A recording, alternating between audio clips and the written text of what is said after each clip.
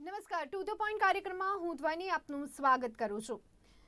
દર્શક મિત્રો, અત્યારે હાલ જો જોઈએ તો ઘણા બધા એવા કારણો સામે આવી રહ્યા છે કે જેના લીધે અત્યારે હાલ એ સ્થિતિ જોવા મળી રહી છે કે યુવાનો ક્યાંક ને ક્યાંક જે પરંપરા એક છે, લગ્ન પ્રથા એક છે, તેનાથી દૂર જતા જોવા મળી રહ્યા છે।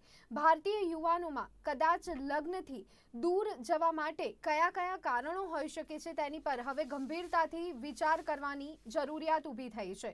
આપણે જોતા હોઈએ છીએ કે ક્યાંક ને ક્યાંક હવે કરિયરને વધારે ફોકસ આપવામાં આવી રહ્યું છે। મહિલાઓની જો વાત કરવામાં આવે, યુવતીઓની જો વાત કરવામાં આવે તો લાંબા સમય સુધી તે પોતાના કરિયર પર ફોકસ કરતી હોય છે અને તેના કારણે લગ્ન માટે ઘણો સમય ખેંચાઈ જતો હોય છે અને માતૃત્વ ધારણ કરવાની પણ જે શ્રેષ્ઠ ઉંમર રહેતી હોય છે તે પણ ક્યાંક દૂર જતી આપણને જોવા મળી રહી છે। આની સાથે સાથે જો વાત કરીએ તો ક્યાંક એક કારણ એ પણ જોવા મળી રહ્યું હોય છે કે જે લગ્ન સંબંધમાં ક્યાંક તણાવ આપણને જોવા મળતો હોય છે અથવા તો અત્યારે હાલ સંબંધોમાં તણાવનું પ્રમાણ વધતું હોય છે, ત્યારે એક આ પણ કારણ છે કે યુવાનો દૂર થતા લગ્ન પ્રથાથી આપણને જોવા મળી રહ્યા છે। આ બધાની વચ્ચે એક અત્યારે હાલ સર્વે સામે આવ્યો છે। એ સર્વે અમે આપને જણાવી દઈએ કે અત્યારે હાલ જે સર્વે સામે આવ્યો છે તેમાં કેટલીક બાબતો જે સામે આવી છે તેમાં એવું સામે આવી રહ્યું છે કે અપરિણિત યુવાનોનું જે પ્રમાણ 2011માં દેશની કુલ યુવા વસ્તીમાં અપરિણિત યુવાનોની જે સંખ્યા હતી એ 17.2% હતી। વર્ષ 2019માં તે વધી અને 23% થઈ ગઈ છે। એટલે યુવાનોની લગ્નની સરેરાશ ઉંમરમાં 2 વર્ષનો વધારો થયો છે। એટલે કાં તો યુવાનો અપરિણિત વધારે જોવા મળે છે, કાં તો મોટી ઉંમરે લગ્ન કરવાનું અત્યારે હાલ લોકો પસંદ કરી રહ્યા છે। ત્યારે એના ચોક્કસ કારણો શું હોઈ શકે? શું અહીંયા લગ્ન પ્રથામાંથી યુવાનોનો વિશ્વાસ ઉઠી રહ્યો છે અથવા તો અત્યારે હાલ અન્ય એવી ઘણી બધી કહી શકાય કે પ્રાયોરિટીઝ લોકોના જીવનમાં જોવા મળતી હોય છે, ત્યારે એ પ્રાયોરિટીઝમાં જે પહેલાં ટોપ પર લગ્ન એક ઉંમરે જોવા મળતા હતા એ હવે ડાઉન થતા આપણને જોવા મળી રહ્યા છે। આ જ મુદ્દા પર હાલ આજે આપણે ચર્ચા કરવા જઈ રહ્યા છીએ અને આ ચર્ચા માટે અત્યારે હાલ મારી સાથે જોડાયા છે સોનલ જોશી કે જેઓ પોતે રિલેશનશિપ કાઉન્સિલર છે અને ડૉક્ટર ખ્યાતિ મેતલિયા કે જેઓ પોતે મનોચિકિત્સક છે। બંને મહેમાનોનું સ્વાગત છે। સોનલબેન, આપની પાસે આવવા માંગીશ। જે એક સર્વે અત્યારે હાલ સામે આવ્યો છે અને તેમાં કેટલીક બાબતો અહીંયા સામે આવી છે। આપને જણાવી દઈએ કે ઓફિસ ફોર નેશનલ સ્ટેટિસ્ટિક સર્વે પ્રમાણે આ તમામ માહિતીઓ સામે આવી છે। જે સંખ્યા મેં આપને કહી કે અત્યારે હાલ જે સંખ્યા વધી રહી છે અપરિણિત યુવાનોની, આપ એક રિલેશનશિપ કાઉન્સિલર છો, ત્યારે આ સમાચારને અથવા તો આ ખબરને આપ કેવી રીતે જોઈ રહ્યા છો? શું એવા જ સંજોગો અને સંયોગો બનતા હોય છે એના લીધે આ યુવાનો અપરિણિત રહેવાનું પસંદ કરતા હોય છે? જોઈ, સમાજ બહુ બદલાયો છે। અગર જોવા જઈએ તો હવે કોઈને બંધન ગમતું નથી। એ પણ ઘણા બધા કારણો છે, ખાલી માત્ર એક કારણ નથી। પ્લસ પોતાના કરિયરને સેટલ કરવું, દરેક વ્યક્તિને પોતાના કારકિર્દી બનાવવી હોય છે। પ્લસ એ એજ સર્ટન એજ સુધી તમે મોલ્ડ થતા હો છો કે 18 થી કે ભાઈ 21-22 વર્ષની ઉંમરે તમે લગ્ન કરો છો અથવા તો તમે ઓપોઝિટ સેક્સ એટ્રેક્શનમાં તમે પ્રેમમાં પડો છો, તો એની અવસ્થા કહીએ તો 15 થી 22-25 ની વચ્ચે આપણે ગણી શકાય છે। ત્યારબાદ વ્યક્તિ ઇન્ડિપેન્ડન્ટ થઈ શકે છે અને ઘણા બધા રિલેશન બ્રેકઅપ થયો હોય, પ્રેમ થયો હોય, ઘણા બધા ઉતાર ચઢાવમાંથી માણસ નીકળી ચૂક્યો હોય છે। ત્યારબાદ એને પોતાના દાયરા સેટ કરી દીધા હોય છે। એને પોતાની જાતને હર્ટ નથી કરવી હોતી, પોતાની આઝાદી એને છીનવી નથી હોતી, કારણ કે એ પહેલા ઘણામાં બંને વ્યક્તિ સરખા તો ધ્વનિ હોવાના નથી। દરેક વ્યક્તિના અલગ અલગ પ્રેમ કરવાની રીત પણ અલગ છે। એકમાં પોઝેસિવનેસ છે, બીજામાં નથી। બીજો લિબર્ટીમાં આપે છે તમને, તમારે જ્યાં જવું હોય ત્યાં જાઓ, તો કોઈ વ્યક્તિને એવું લાગે છે કે એને મારી પડી જ નથી। એટલે ઘણી બધી વસ્તુઓ છે કે બે વ્યક્તિનું અંડર વન રૂફ રહેવું એવું ડિફિકલ્ટ થઈ ગયું છે। ઘણી વાર મા બાપ સાથે બાળકોનું પણ નથી બનતું। અત્યારે જે બાળકો છે એનું થિંકિંગ આખું અલગ છે, મા બાપનું આખું થિંકિંગ અલગ છે। અત્યારનો જે કોરોના પછીનો અગર જો આખો એરા જોવા જઈએ તો આખો બદલાઈ ગયો છે। અને હું ભારતીય સંસ્કૃતિમાં માનું છું કે લગ્ન વ્યવસ્થા એક સારી ઉત્કૃષ્ટ વ્યવસ્થા છે। ભારતમાં જ આ જોવા મળે છે કે બાળકો સાથે રહે છે, બાળકોનું લાલન પાચન, એમના બાળકો, દાદા દાદીનો પ્રેમ, આ બધું આપણે ભારતમાં જોવા મળે છે। બીજી કન્ટ્રીઝની અંદર આ ઓછું જોવા મળે છે। લીઝ બોર્ડર હોય છે કે એ લોકોને એમનું જોવાનું એમ। આપણે તો બાળકોના બાળકો સુધી, એના લગ્ન સુધી વિચારીને દાદા દાદી રાહ જોતા હોય છે। એટલે એક અને ઘણા બધા ફાઇનાન્શિયલી ઓલ્સો તમે જુઓ તો અને પુરુષોના માટે ધ્વનિ એક મોટી જવાબદારી આવી છે। એને સારી જોબ જોઈએ, સારું કમાતો હોવો જોઈએ, એને પોતાનું ઘર જોઈએ, તો દીકરી મળે છે.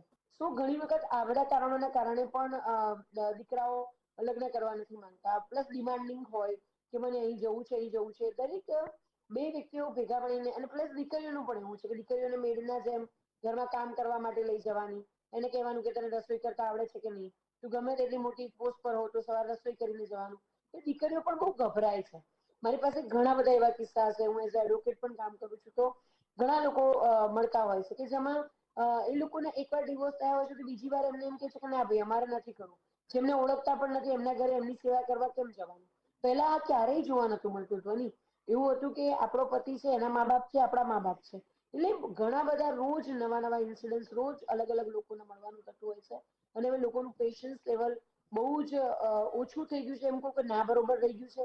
કોઈને કોઈ દખલ કરે એ ગમતું નથી. પોતાની ઇન્ડિપેન્ડન્સ ગમે છે, ફ્રીડમ ગમે છે. મારે તને કહેવું કેમ જરૂરી છે, હું ફોનનો પાસવર્ડ ના આપું, હું તને ટેગ ના કરું. અરે નાની નાની બાબતોમાં ઇવન ઝઘડા થતા હોય છે, ડિવોર્સ સુધી વાત પહોંચી જતી હોય છે. જી તો જી બિલકુલ. ડૉક્ટર ખ્યાતિ, આપની પાસે આવવા માંગીશ.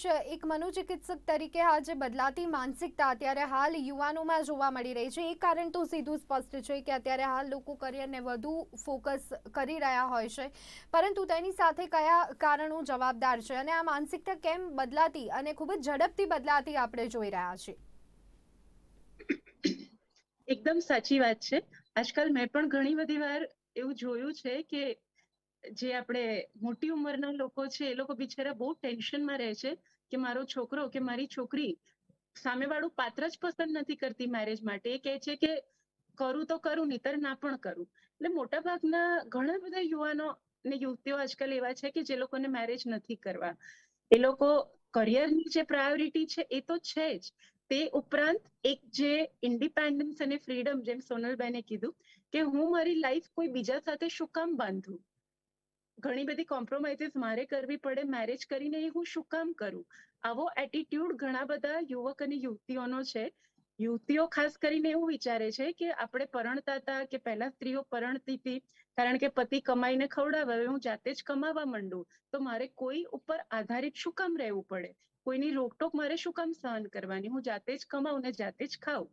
આ એક એટીટ્યુડ છે. અને એના સિવાય એક બીજો જે એક વસ્તુ હું કહીશ કે મારે એક ટીનેજર સાથે વાત થતી હતી અને એણે જે કીધું હતું કે તમારા ટાઈમમાં તો મેરેજ પહેલા હાર્ડલી કોઈ રિલેશન હોય, એકાદ બે રિલેશન કદાચ હોય એટલે પછી બધા મેરેજ કરતા હોય, કે અમારા ટાઈમમાં તો બધાને 4-5 રિલેશન તો હોય ને એ એટલા કોમન છે કે પછી કોઈ રિલેશનશીપનું એન્થ્યુઝિયાઝમ કે એક્સાઇટમેન્ટ એવું રહેતું જ નથી.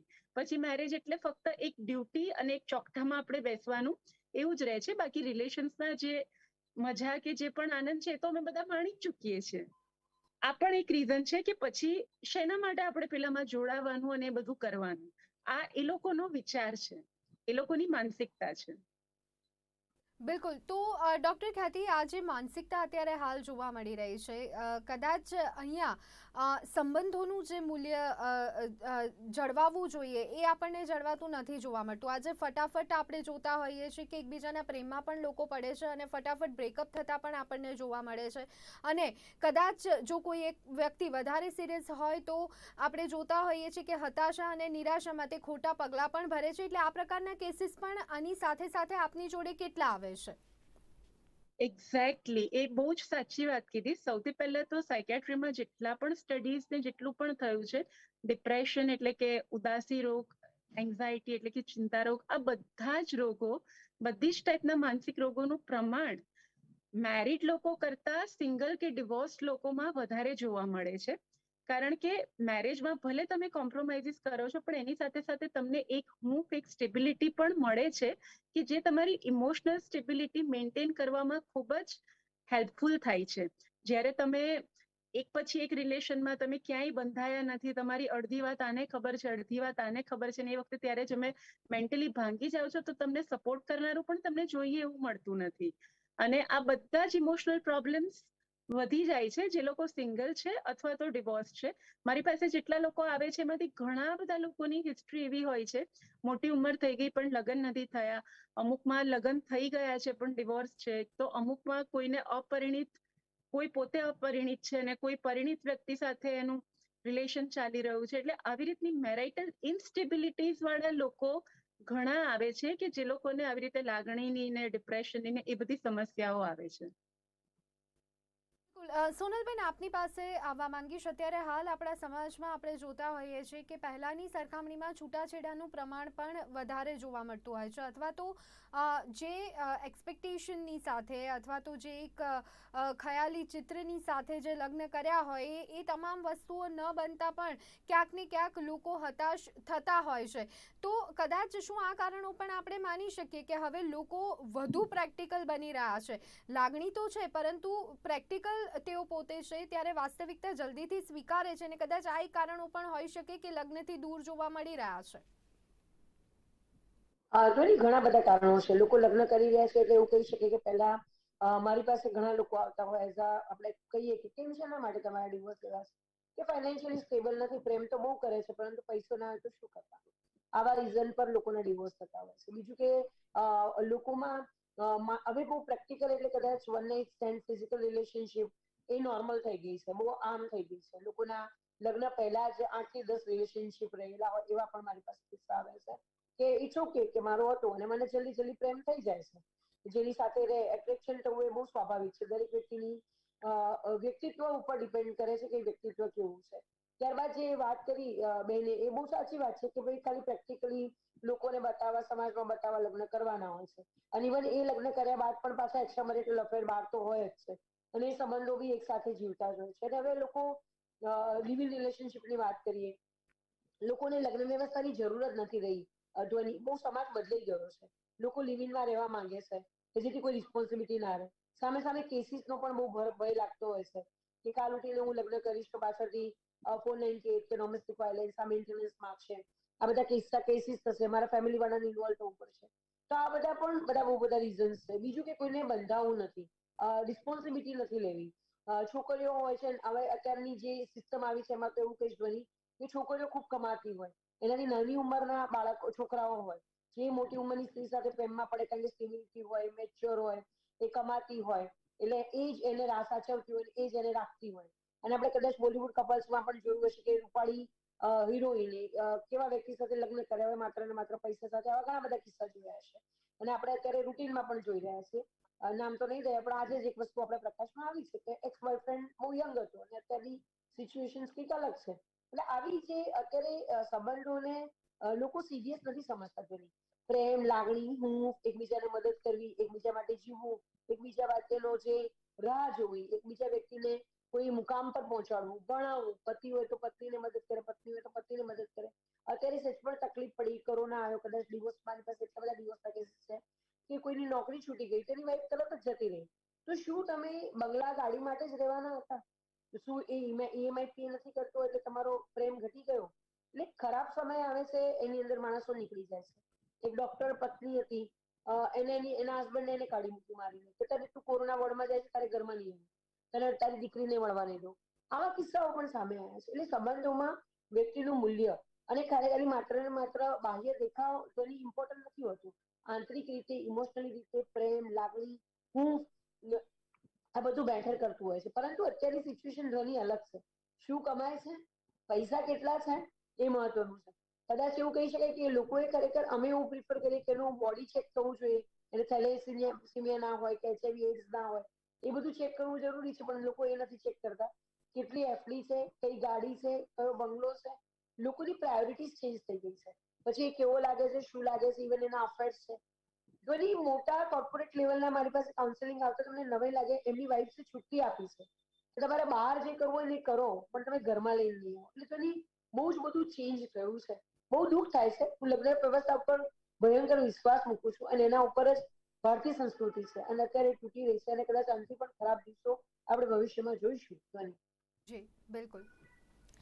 ડૉક્ટર ખ્યાતિ, આપની પાસે આવવા માંગીશ. ક્યાંક ને ક્યાંક આ બધાની વચ્ચે આપણે એક વસ્તુ ઘણી કોમન જોઈ રહ્યા છે કે સહનશક્તિનો અભાવ જોવા મળી રહ્યો છે. એક જે સમર્પણ ભાવ હોવો જોઈએ તેનો પણ અભાવ જોવા મળી રહ્યો છે. એક કહી શકાય કે સેલ્ફિશનેસ અત્યારે હાલ જોવા મળતી હોય છે. તો આને આપ કેવી રીતના જોઈ રહ્યા છો?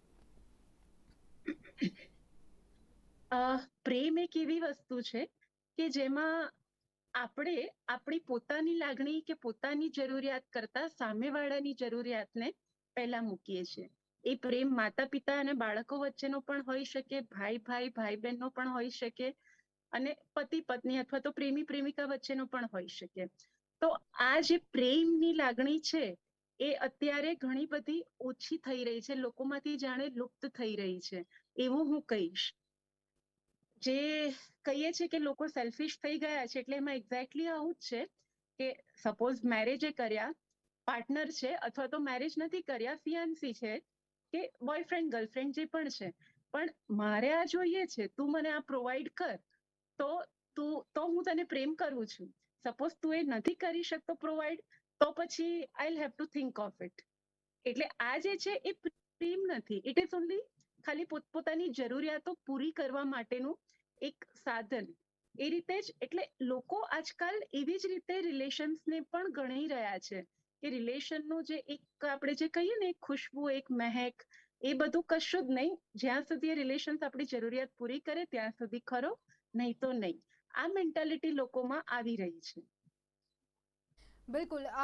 સોનલબેન, આપની પાસે આવવા માંગીશ. જે રીતે અત્યારે હાલ લોકોનો ક્યાંક ને ક્યાંક લગ્ન પ્રથામાંથી વિશ્વાસ ઉઠી રહ્યો છે, ત્યારે ચોક્કસ ભારતીય સંસ્કૃતિ પ્રમાણે જો વાત કરીએ તો આવનારું સમય એ તદ્દન વિપરીત આપણને જોવા મળી રહ્યો છે. તો શું આપણે માની શકીએ કે આ તમામ જે બાબતો છે એ પાશ્ચાત્ય સંસ્કૃતિનું અનુકરણ અહીંયા આંધળું અપનાવવામાં આવી રહ્યું છે?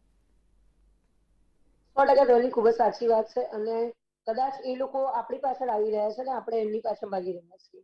એ લોકોને આપણી સંસ્કૃતિથી પ્રેમ થઈ રહ્યો છે. એ લોકો વધારે આપણે જેમ બાળકોને રાખવાનું વિચારે, આપણે ફોરેન જતા હોઈએ, ઘણી વખત અમારે જવાનું થતું હોય તો અમે લોકો પણ જોઈએ. એ લોકો આપણી પાસેથી શીખવા માંગે છે કે તમે કેવી રીતે આ કરો છો. અને અત્યારની જે પરિસ્થિતિ છે સાવ ઉલટી થઈ રહી છે. અને આ બધી જ માનસિકતાની ગેમ છે. અને કદાચ એવું કહી શકાય કે આ ન થાય એના માટેના પ્રયત્નો કદાચ ગવર્મેન્ટે પણ કરવા જોઈએ. આવી રીતે કાઉન્સેલિંગ રાખવા અથવા તો મોટા સેશન્સ રાખવા, લોકોને સમજાવવા, જેમ આંગણવાડીઓ છે, અને લોકો અભ્યાસક્રમની અંદર આનો સમાવેશ કરવો. સંબંધો કેટલા ઇમ્પોર્ટન્ટ છે. શું દરેક વ્યક્તિ સંબંધો વગર જીવી શકે છે? ના, આપણને સંબંધ તો જોઈએ જ છે. દરેક કામ તમારા, ચાહે બિઝનેસ છે, કોઈ પ્રેક્ટિકલ નથી હોતું કે તમે આ કરો છો ને આ નથી થતું. ક્યાંક ને ક્યાંક તમારા ઇમોશન્સ ને લાગણી તો છે જ. તમને સેટિસ્ફેક્શન જોઈતું હોય છે. તમે પ્રેક્ટિકલ છો છતાં પણ તમને તમારી પ્રોડક્ટ સાથેનું એક કમિટમેન્ટ હોય, અથવા તમે પ્રોડક્ટ ઇન્ડસ્ટ્રીમાં છો અથવા તો તમે કસ્ટમર ઇન્ડસ્ટ્રીમાં છો કે સર્વિસમાં કરો છો, તો તમને આ દરેક જગ્યાએ ક્યાંક ને ક્યાંક તમારા ઇમોશન્સ છે. જે ઇમોશન્સ છે ત્યાં સંબંધ છે. અને જે લાગણી વગર કોઈ વ્યક્તિ જીવી જ નથી શકતું.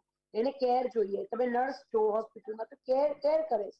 એનું કામ તમારી ખાલી ડ્રેસિંગ કરવાનું છે, પરંતુ પ્રેમથી હાથ ફેરવીને ડ્રેસિંગ કરશે તો તમને દુખાવો ઓછો થશે. એટલે સંબંધોને મહત્વ આપવું એ બહુ ઇમ્પોર્ટન્ટ છે. ધ્વનિના આવનારો સમય હું ડેફિનેટલી કહીશ કે બહુ કપરો છે. કદાચ લગ્ન વ્યવસ્થા એવું થશે કે આવનારા 25 વર્ષ બાદ આપણે લગ્ન વ્યવસ્થાને કદાચ વિચારવી પડશે, અચ્છા તમે લગ્ન કર્યા છે, આવું આપણે વિચારતા કપલને આપણે કદાચ ઇન્ટરવ્યુ કરવા માટે જવું પડશે. એવો સમય આવશે કે લોકો લગ્ન જ નહીં કરે.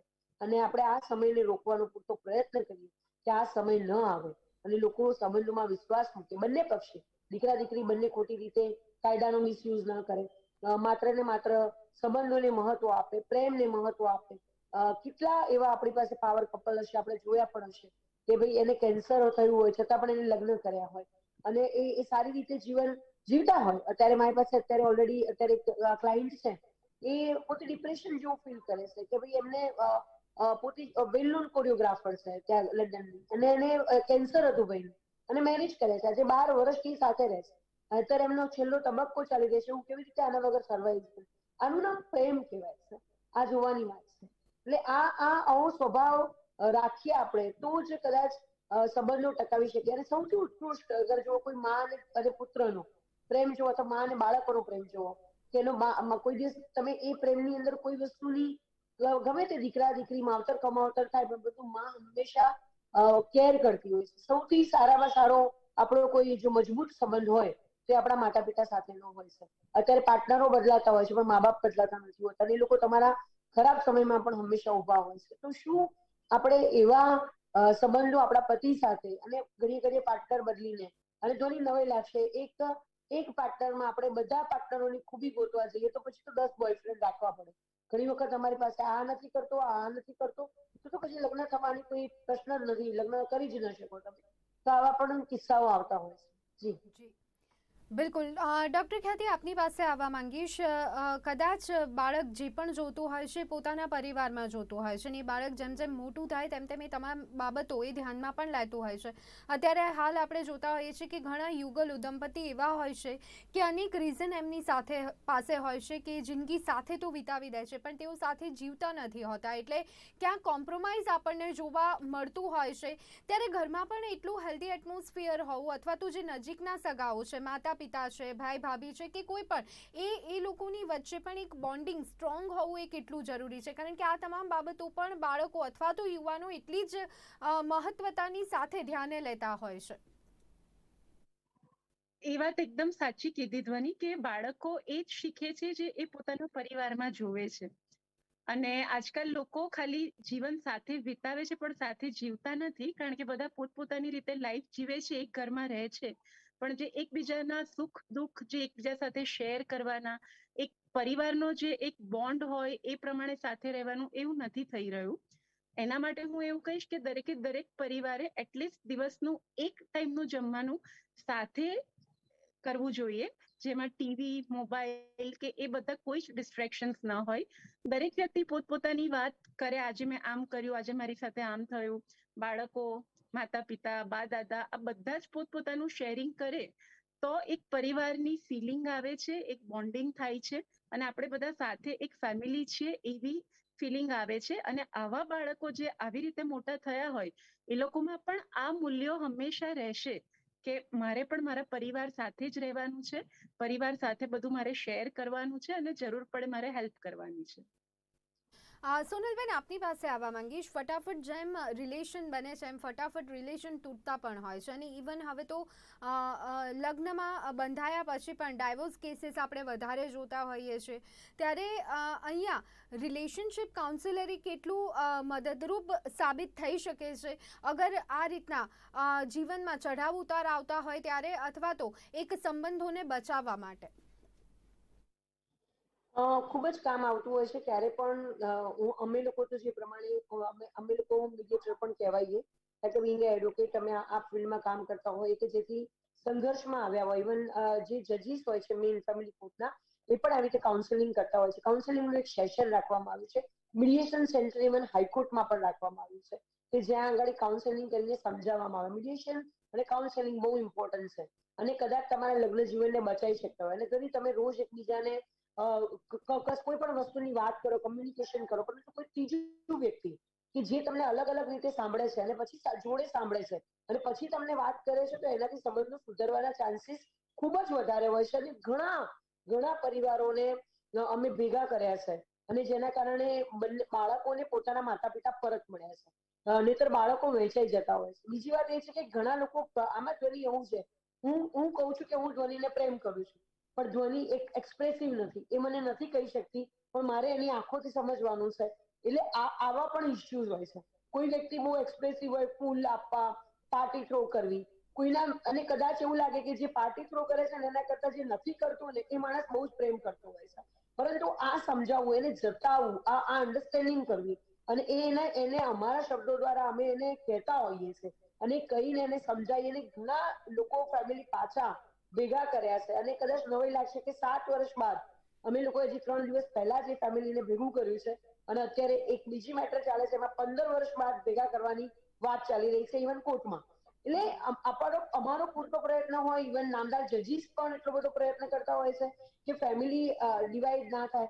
અને બાળકો, ઇવન જે પિતા હોય છે એનાથી બાળકો વિખૂટા પડ્યા હોય, અથવા તો માતાથી વિખૂટા પડ્યા હોય, તો આ બધી સિચ્યુએશનમાં કાઉન્સેલિંગ એક બહુ મહત્વનો રોલ છે. દરેક વ્યક્તિએ ઇવન સાયકોલોજીસ્ટ પાસે જવું જોઈએ, કાઉન્સેલર પાસે જવું જોઈએ, અને કોઈની પાસે ડિસ્કશન કરવી જોઈએ કે હું આવું વિચારું છું, અથવા તો તમે પોતાના પાર્ટનરને પૂછો કે હું તારા વિશે આવી બધી ગ્રંથિ બાંધું છું, શું તું એવો છું? તો કદાચ કમ્યુનિકેશનથી એનું સોલ્યુશન આવી શકે. અને દરેક કપલને પણ કહીશ કે એગ્રેસિવ થયા વગર કમ્યુનિકેશન નાઇસલી એકદમ કામલી કરો, ગમે તેવો વાત હોય, એટલે એગ્રેસિવ મૂડમાં ન આવી જવું, એ બહુ ઇમ્પોર્ટન્ટ છે, તો તમારો સંબંધ ટકશે. જી બિલકુલ. તો દર્શક મિત્રો, તાજેતરમાં જ એક સર્વે જ્યારે સામે આવ્યો છે ત્યારે ઘણી બધી માહિતીઓ તેમાંથી સામે આવી રહી છે અને એક બાબત એ આવી રહી છે કે હવે દેશમાં અપરિણિત યુવાનોની સંખ્યા વધી રહી છે અને બીજી એક બાબત એ પણ કે હવે યુવાનો પહેલા એક ચોક્કસ વય મર્યાદામાં લગ્ન થતા હતા, હવે તે મોટી ઉંમરે લગ્ન કરવાનું લોકો પસંદ કરતા હોય છે. ત્યારે કારણો કયા હોઈ શકે તેની પર હાલ આપણે ચર્ચા કરી રહ્યા હતા અને આ ચર્ચામાં મારી સાથે જોડાયા હતા ડોક્ટર ખ્યાતિ મૈતલિયા અને સાથે સોનલ જોશી. બંને મહેમાનોનો ખૂબ ખૂબ આભાર. તો દર્શક મિત્રો, ટુ ધ પોઈન્ટ કાર્યક્રમમાં અત્યારે બસ આટલું. રજા આપશો. નમસ્કાર.